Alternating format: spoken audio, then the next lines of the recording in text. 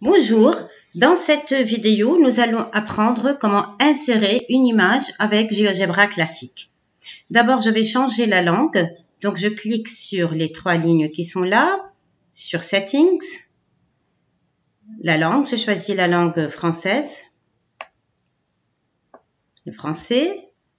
Et je vais faire un autre changement. Pour l'étiquetage, je vais choisir que seuls les nouveaux points aient une étiquette automatiquement. Je sauvegarde la configuration. Je viens dans la fenêtre d'algèbre, je vais faire une modification ici encore. Donc là, j'ai la roue dentée, donc je clique dessus, ça représente les paramètres. Et là, je vais choisir que les objets soient triés par type d'objet. On peut, selon l'ordre de construction ou par type d'objet, je vais expliquer tout à l'heure qu'est-ce que cela signifie. Donc ici, on change vers type d'objet si ce n'est pas le cas. On ferme. Comment insérer une image? Donc, on vient sur cette icône, on clique dessus et on a image, on clique sur image.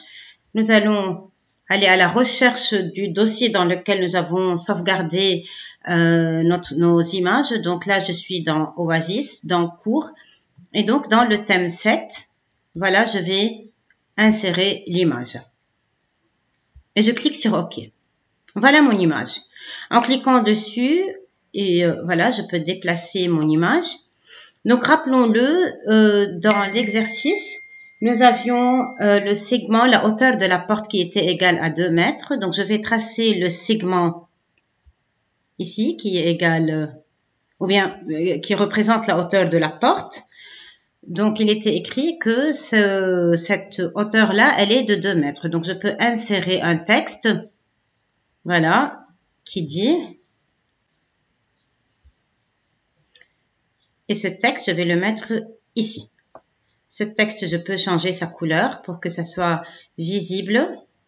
Voilà, je vais le faire en jaune.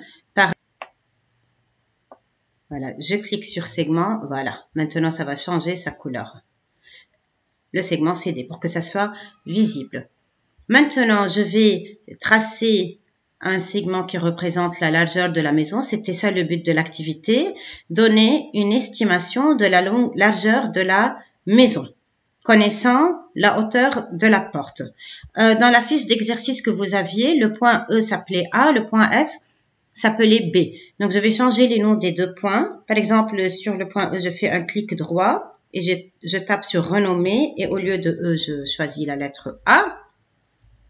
Pour le point F, je vais vous montrer une autre façon pour changer son nom. Donc, on peut venir dans la fenêtre d'algèbre et cliquer sur les trois points qui sont là et cliquer sur propriété, changer le nom vers, donc ça devient le point B. Et je ferme, ça devient le point B. Automatiquement, GeoGebra appellera les anciens points A et B, respectivement A1 et B1. Le segment AB également, je peux faire sa couleur en jaune. Voilà. Maintenant, donc l'idée est d'estimer la largeur de la maison, ça veut dire d'estimer la longueur AB. Donc la méthode que nous allons utiliser, c'est reporter la longueur CD sur le segment AB. Alors pour cela, nous allons utiliser l'outil compas. Donc l'outil il est là, compas. Je clique sur C, puis je clique sur D. Je vais obtenir ainsi un cercle de rayon CD.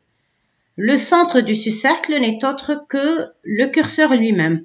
Et donc, je vais cliquer sur le point A pour créer un cercle de centre A et de rayon CD. Je vais cliquer sur cette icône pour choisir le point d'intersection et je crée l'intersection du cercle avec le segment AB. Ainsi, AE a la même longueur que CD. Autrement dit, de A vers E, réellement, la distance, elle est de 2 mètres puisque la longueur CD, elle est égale à 2 mètres. Et je vais poursuivre de la même façon en reportant à chaque fois la longueur CD en utilisant l'outil compas, cette fois à partir de E, et je crée le point d'intersection.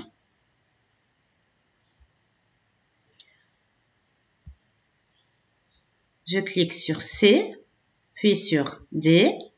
Je crée le cercle et le point d'intersection. On a jusque-là reporté la longueur CD 3 fois. AE, EF, FG. Chacun de ces 3 segments AE, EF, FG a la même longueur que CD, donc 2 mètres. Ainsi, de A vers G, ça fait déjà 6 mètres. Nous n'avons toujours pas atteint le point B. On poursuit alors. On reporte la longueur CD à partir du point G. Et on va poursuivre encore une fois. On sait très bien que cette fois, nous allons dépasser le point B. On va voir l'utilité du fait de dépasser le point D, l'utilité de tracer aussi ce cercle, même si on sait qu'on va dépasser le point B. Voilà. Le but était d'estimer la largeur de la maison AB. Donc AB, c'est égal à AE plus EF plus FG plus GH plus HB. De A vers H, cela fait 4 fois la longueur de CD, ce qui signifie que de A vers H, ça fait déjà 8 mètres. Reste HB. Donc de H vers ce point-là, on a le rayon du cercle qui est égal à 2 mètres. HB, c'est un peu moins que la moitié du rayon du cercle.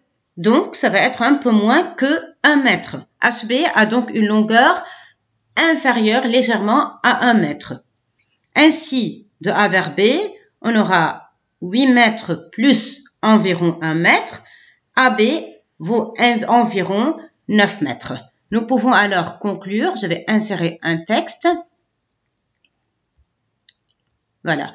On peut taper la largeur de la maison est comprise entre 8 mètres et 9 mètres.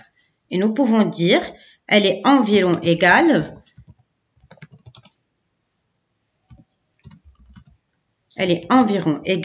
à 9 mètres. Je vous remercie d'avoir suivi cette vidéo et je vous invite à faire la même chose avec la photo que vous avez prise dans la cour de récréation, la photo du palmier avec la personne qui se tenait juste en dessous du palmier. Donc, je vous laisse utiliser GeoGebra classique afin d'estimer la hauteur du palmier. Au revoir.